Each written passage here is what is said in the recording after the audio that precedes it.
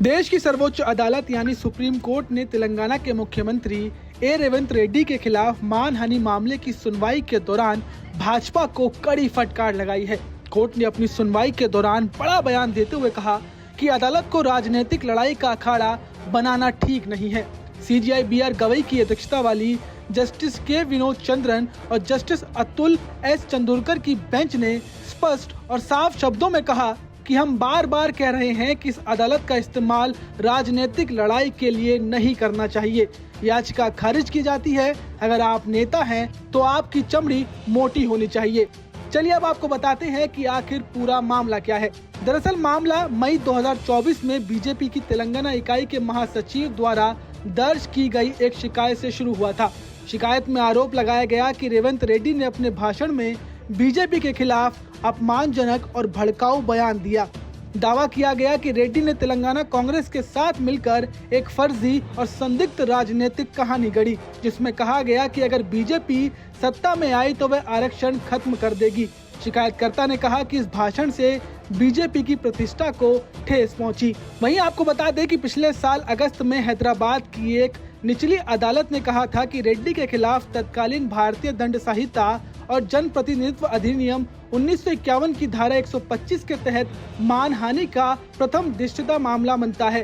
धारा 125 चुनाव के दौरान विभिन्न वर्गों के बीच दुश्मनी को बढ़ावा देने से संबंधित है। इसके खिलाफ रेड्डी ने तेलंगाना हाई कोर्ट में याचिका दायर की, जिसमें निचली अदालत के आदेश को रद्द करने की मांग की गई थी।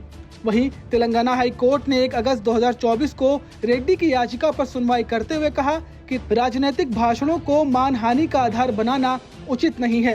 हाई कोर्ट ने टिप्पणी की, राजनीतिक भाषणों को अक्सर बढ़ा चढ़ाकर पेश किया जाता है। यह आरोप लगाना कि ऐसे भाषण मानहानिकारक हैं एक और अतिशयोक्ति है। हाई कोर्ट ने रेड्डी की याचिका को स्वीकार करते हुए निचली अदालत के आदेश और उससे उत्पन्न कार्रवाई को तत्काल प्रभाव से रद्द कर दिया था। वहीं बीजेपी द्वारा हाई कोर्ट के फैसले को सुप्रीम कोर्ट में चुनौती दी गई थी। हालांकि सुप्रीम कोर्ट ने इस मामले में इंटरफेयर करने से साफ तौर पर इनकार कर दिया। पीठ ने स्पष्ट कहा कि वे राजनीतिक विवादों को अदालत में हल करने का मंच नहीं बनेगी। कोर्ट ने बीजेपी को नसीहत देते हुए कहा कि नेताओं को आलोचना सहने की क्षमता रखनी चाहिए। अब इस फैसले के बाद एक बार फिर से ये बात स्पष्ट हो गई है कि अदालतें राजनीतिक विवादों को सुलझाने का मंच नहीं है। सुप्रीम कोर्ट के इस रुख से संदेश साफ हो जाता है कि राजनीतिक नेताओं को अपने बयानों के प्रति सतर्क रहना चाहिए, लेकिन साथ ही उन्हें आलोचनाओं को सहने के लिए भी तैयार रहना चाहिए।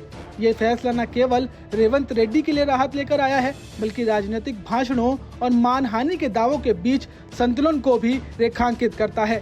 खैर, आप सुप्रीम कोर्ट के इस फैसले पर, उनके इस बयान पर क्या सोचते हैं, हमें कमेंट कर जरूर बताएं। नमस्कार, मैं हूं मानक गुप्ता। अगर आपको हमारा ये वीडियो पसंद आया हो तो इसे लाइक और शेयर जरूर करें, और हाँ, हमें सब्सक्राइब और फॉलो करना ना भूलें ताकि आप देश और दुनिया की कोई खबर मिस ना करें। तो जुड़े रहिए हमारे साथ और देखते रहिए न्यूज़ 24।